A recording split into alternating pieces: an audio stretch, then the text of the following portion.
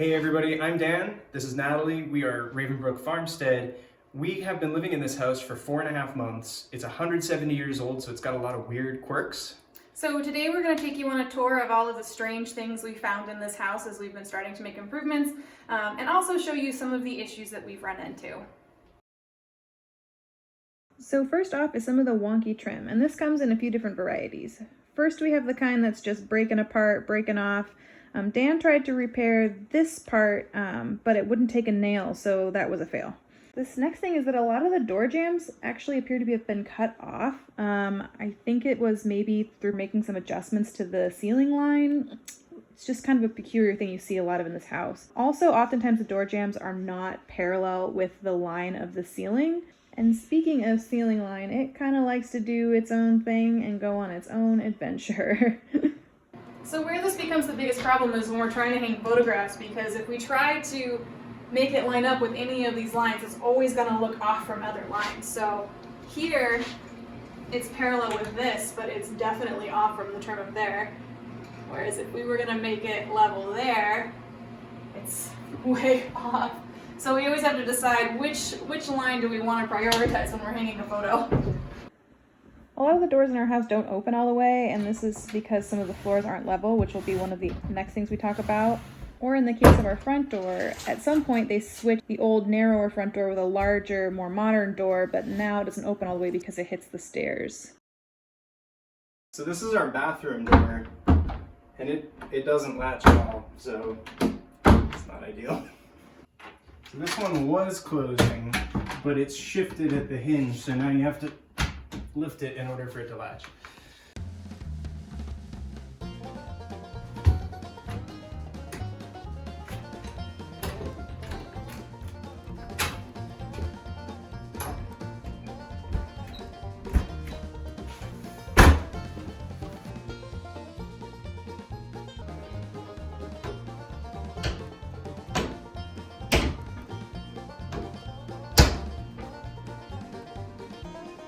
Ghosts.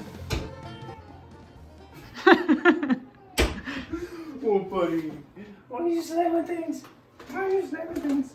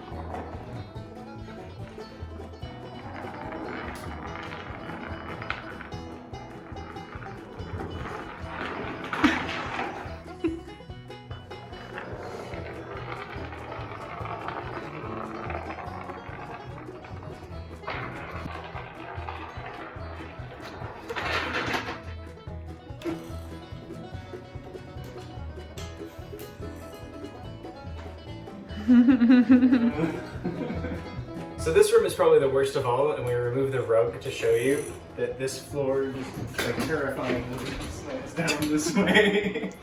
It's not a problem though. I use this chair in here because with the rug it's not really noticeable. And I put my desk right here in this corner where I can do that.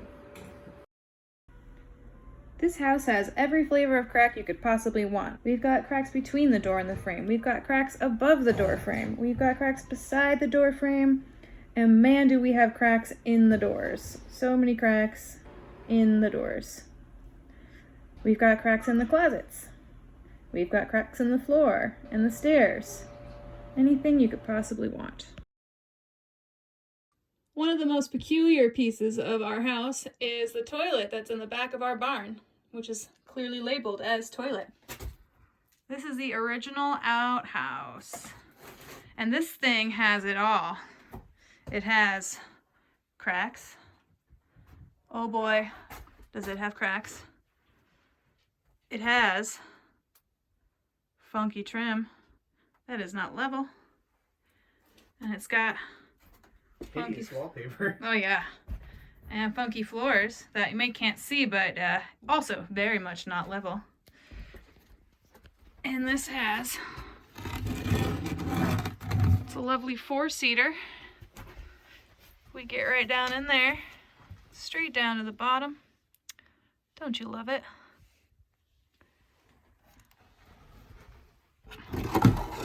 Ooh, this is the deluxe one. This must have been for Dad. It's got a nice seat cushion on it. And then the little tiny holes for the little tiny butts. Yeah. It's a whole family adventure. Yep. Fun for everybody. Everyone can poop together. You get a nice view out the backyard. Living in luxury, guys. Living in luxury. One of the weirdest things about the layout of our house is that the different sections that were built at different times kind of overlap each other in weird ways. So right above me here is the music room. The place with the extra steep floor, extra messed up floor is right here. So this is kind of the low point of that floor. But then this side is our art room, which is not properly insulated, right? Which also factors into the fact that the whole side of this kitchen is not properly insulated. But as we come out into here, this is all part of the annex of the barn. So there's the original barn, there was the original house with its additions back to this point, and then there was this annex, which eventually became part of the official house, a part of this kitchen. So this is the annex side of the barn. We've got the proper square-ish barn over there, and then this annex side is where things are not built very well. We don't really know the state of the foundation underneath here yet, but a lot of the construction in here is really poorly done, just kind of slapped together weird stuff. So the biggest thing that we're gonna have to deal with at some point is that this upper area, this roof really wasn't done very well. I mean, they didn't even have enough wood to cover the entire roof. So we've got the metal of the roof just kind of showing through, which means that sometimes there's condensation that drips down. And then the actual structure here, if you look right there, we've got boards that come up, they don't even reach the top of the roof. They're just kind of slapped together at the top. It was extended out that way. So we've got this whole roof structure that's hardly being supported. It's really not well built. So we're trying to figure out what to do about that going forward, because we'd love to finish the space and make something out of it, but you can't really with it in this state. We're gonna have to beef it up a lot in order to get it suitable for refinishing. The fact that the original barn roof right here, that really gives you an idea of where the annex is in relation to the barn.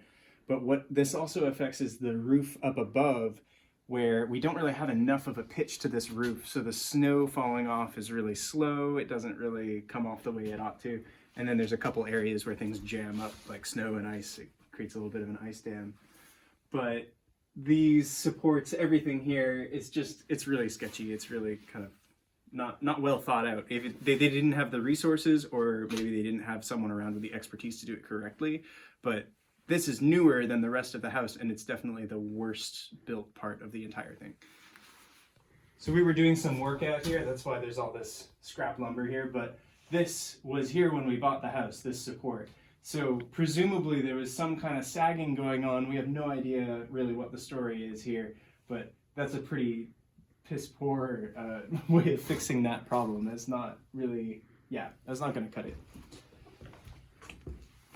So with our barn on either side of the walls, right, this kind of north wall and then south wall there, we've got the long beam that goes across, right? This side is pretty much intact. This was cut below, so this actually isn't doing a whole lot. This one here does go all the way down to the floor, so this is actually supporting as it's meant to.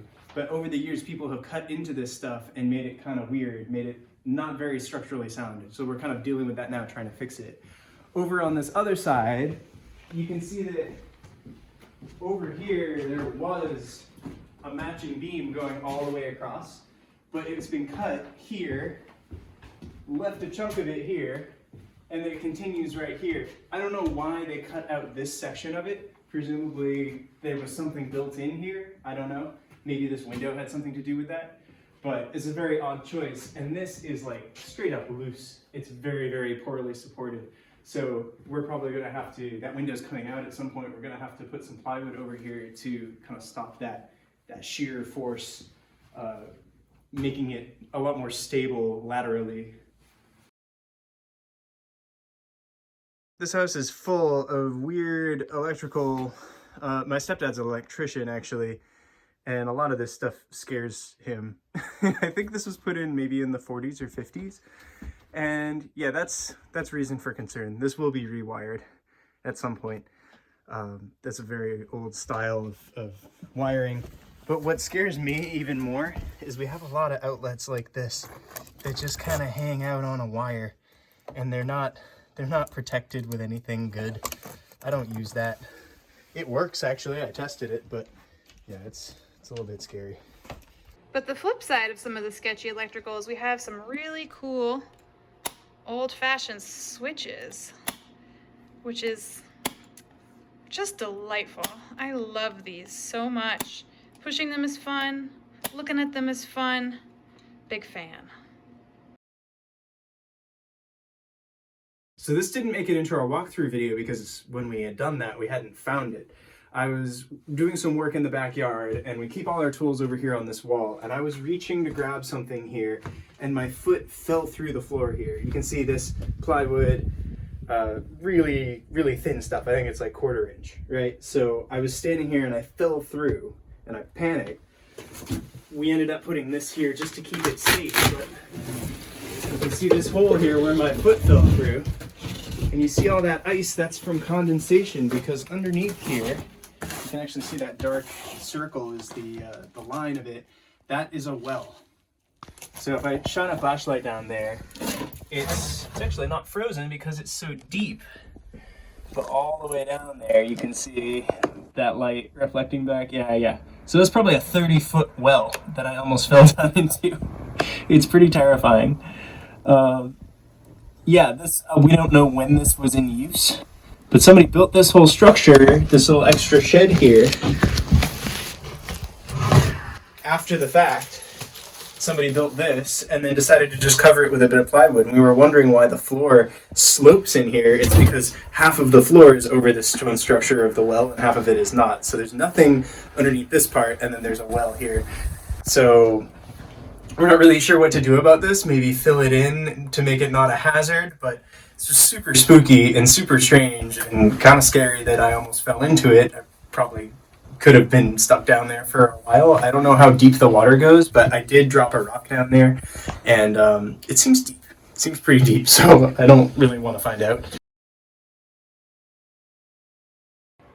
Another thing that we've noticed in this house is that the floors over here are really cold. And there's a couple of reasons for that. One is because this wall adjoins to the barn and there's hardly any insulation. So this is a cold spot in our house where we lose a lot of heat. Also, in the foundation of this house, you can see kind of how it looks through the basement. So this is the basement door. And the foundation ends here at this wall, and then under here is just ground with no insulation. So everywhere else has an air bubble before you get to the house, except for here where it's just cold ground. So the result of this outside of the floor is also that inside of these cupboards is really, really, really cold. So every time we open this, we get a blast of cold air coming out of the cupboards. And whenever we make tea, we found that so that our tea doesn't go cold super quickly, we have to heat up our mugs. So a big priority for us for next winter is going to be getting some insulation behind this wall. So this is not so much of an issue right now, but chipmunks and squirrels definitely live in this little half wall here. We've seen them coming in right there and coming out during the fall. And I think that they're definitely getting into the walls of the house here because we see our cats freaking out at the walls pretty frequently. But now that it's cold and the snow has built up and blocked their entryway, we don't see that as much. But I'm sure that as soon as this stuff melts, it's going to be a critter haven once again. Critter spot number 2 is woodpeckers. Lots and lots of woodpeckers have been going to work on our bay window. Unfortunately, this poor thing is going to have to get probably torn out and redone because of this damage. Dang birds. For those of you who've seen our full house tour video, you will have remembered Richard, who was our frequent visitor. Well, we couldn't keep him away, and he figured out how to get inside our fence, and now he won't leave. So he is now our rooster, and the ladies love him, so, you know, it all works out. And the last critter that we have in our house that we didn't before is Finian. He is a rescue from Mississippi that we got a couple of months ago, and he's still getting his bearings. But he's real cute and real handsome, and we love him. I think we'll keep him. So that's some of the fun quirks that we have uncovered as we've lived in this house for a few months.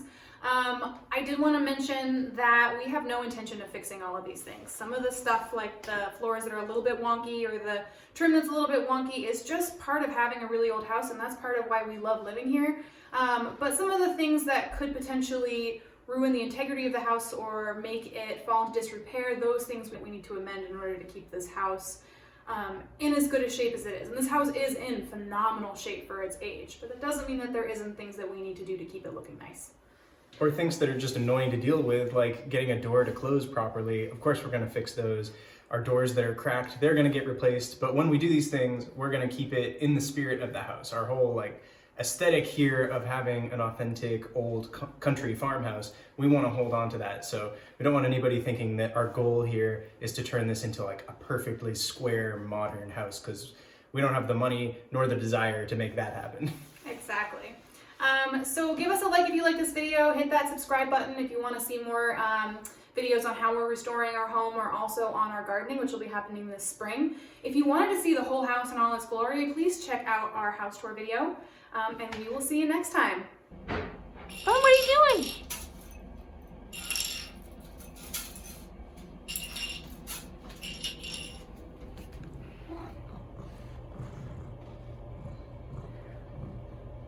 Boy, what are you doing? What are you doing in there?